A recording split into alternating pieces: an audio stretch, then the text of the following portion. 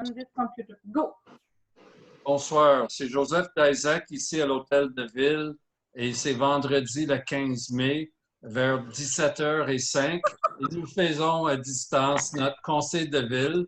Tous les conseillers sont là, comme ça nous avons Madame Corriveau, nous avons Dr Laflèche, nous avons Stéphanie Tremblay, nous avons Rachel André, Pierre Lucier et Madame Zuckerman et Madame Bonneau comme greffière adjoint, elle est là aussi pour assister. C'est différent pour nous, comme ça, on Attendez. OK, excusez. Allez-y. Désolée. Excusez-nous. C'est différent un peu pour nous, comme ça, on s'excuse pour quelques difficultés techniques, mais on va essayer de faire ça le mieux possible et ça va donner la chance à nos citoyens d'avoir le conseil.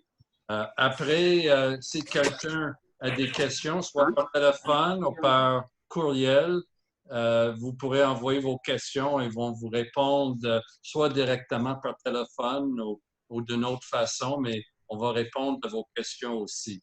Comme vous êtes là, mais à distance un peu. Comme ça, on commence avec l'adoption de l'ordre du jour. Est-ce que j'ai quelqu'un pour proposer? Je pense que j'ai François Laflèche. Yeah. Hold on. He's going to talk to you, okay? Pardon? François Laflèche propose et c'est appuyé par Madame Landry. Est-ce que c'est... Oui. Et c'est unanime aussi. C'est tous les conseillers qui acceptent l'adoption de l'ordre du jour. Maintenant, on a le procès verbal de la séance du 17 avril. Je vois Madame Corriveau, je pense, qui va proposer. Et j'ai M. Tremblay qui va seconder. Et aussi, c'est adopté à l'unanimité des conseillers. Oui. Maintenant, les comptes payés, les comptes à payer. Ça, c'est proposé par M. Tremblay, je crois. M. Tremblay, oui. Et c'est secondé par M. Laflèche. C'est Dr. Laflèche, c'est bien ça, appuyé par vous?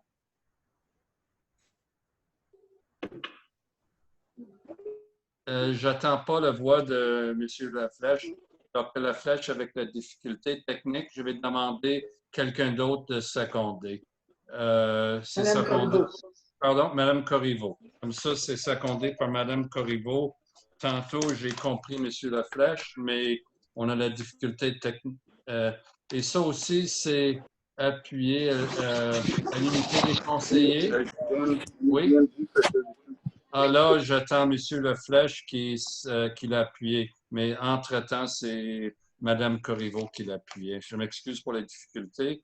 Comme ça, c'est adopté à l'unité des conseillers. On a le dépôt de rapport de délégation de pouvoir des directeurs généraux. Et maintenant, je vais vous donner les explications sur les divers points qu'on a aujourd'hui sur notre ordre de jour.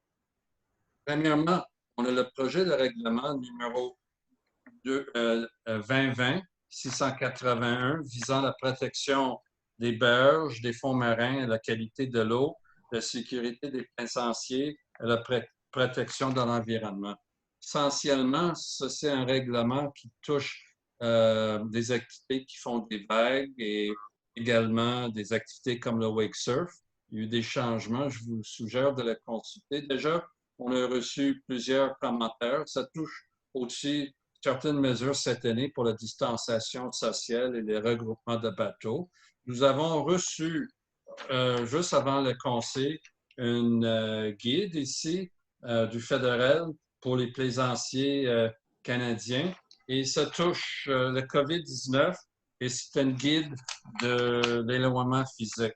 Nous allons prendre connaissance de ce guide-là et les commentaires qu'on a reçus et probablement nous aurons quelques modifications de notre projet de loi pour refléter le guide qui vient du fédéral et les suggestions aussi de notre public. Mais ça, on suivra la semaine prochaine parce qu'aujourd'hui, c'est seulement l'adoption du projet de règlement. La semaine prochaine, il y aura le vendredi aussi le vendredi, le 22 mai à 17 h. Un autre enregistrement à huis clos. Nous allons adopter le projet de règlement. Il va être adopté, comme j'ai dit, probablement avec ces modifications-là que vous en ferons part à ce moment-là.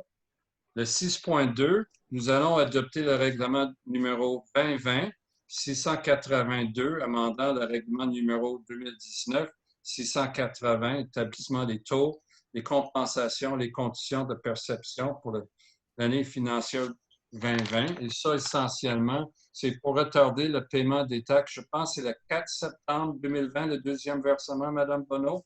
C'est ça. Comme ça, c'est pour retarder le versement et vous aurez la chance de payer vos taxes plus tard qu'initialement prévu. C'est une mesure que nous avons prise dans le contexte de COVID-19 pour aider nos contribuables.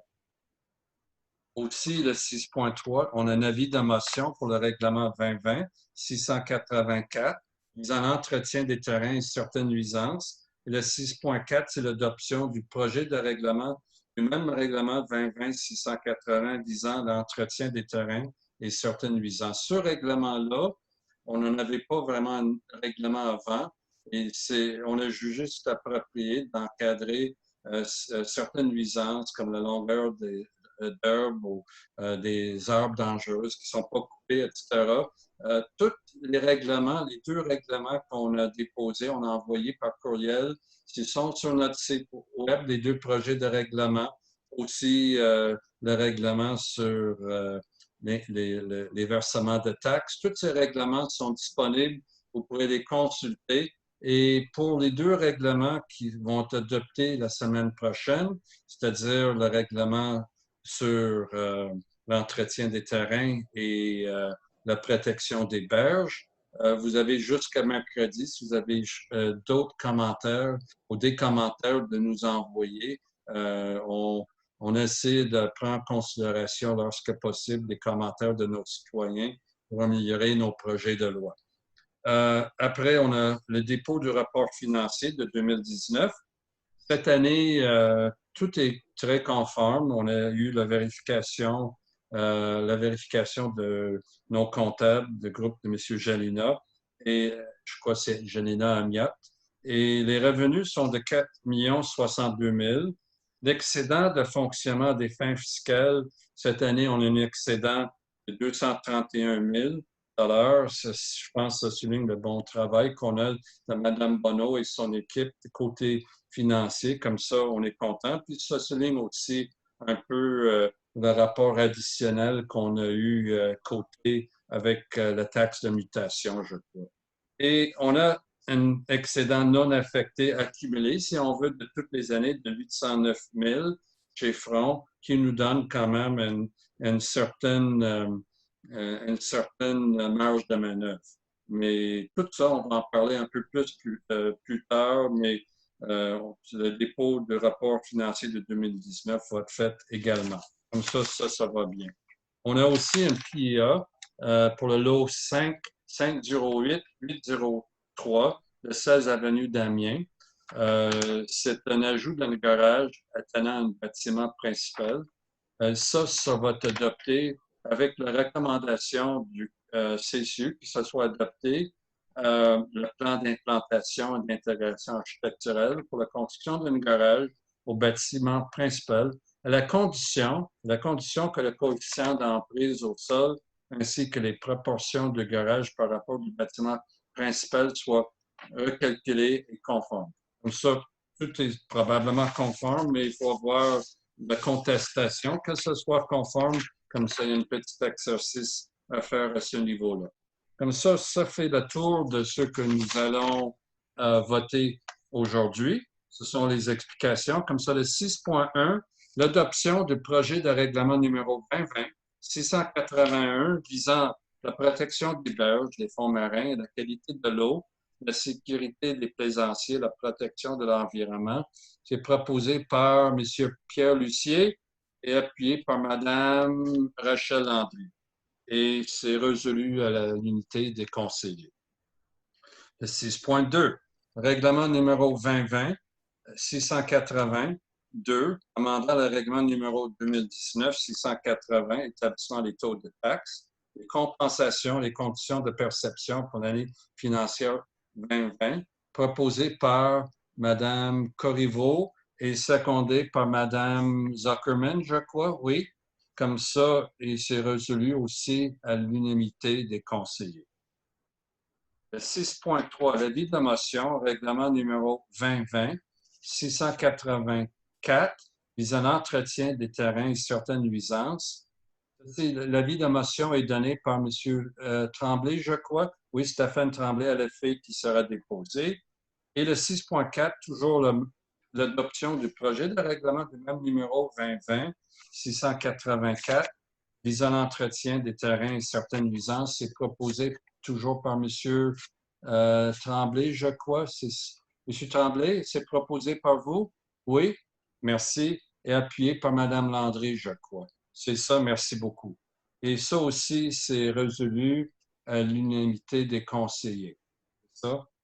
Maintenant, on a le dépôt du rapport financier 2019. Il n'y a rien pour l'item 7, l'urbanisme.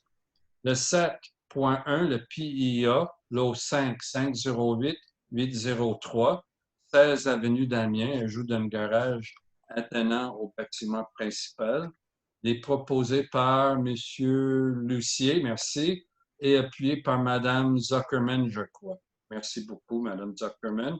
Et c'est adopté à l'unanimité des conseillers d'accepter le plan d'implantation d'intégration architecturale pour la construction d'un garage avec les conditions qui sont attachées. Maintenant, les travaux publics, l'item 8, il n'y a pas d'item. Le 9 non plus. Le 10 non plus. Le 11, la période de questions, je vous invite de nous envoyer vos questions, puis on va vous en faire part de nos réponses. Et si vous voyez que j'ai passé rapidement avec les proposés et les appuis et les votes, c'était tout validé avant aussi quand on a fait ça. On a voulu être certain que tout passe bien et on l'a confirmé de nouveau ici lors du conseil. Comme ça, j'ai besoin de quelqu'un pour proposer qu'on lève l'Assemblée. Madame Zuckerman, c'est beau?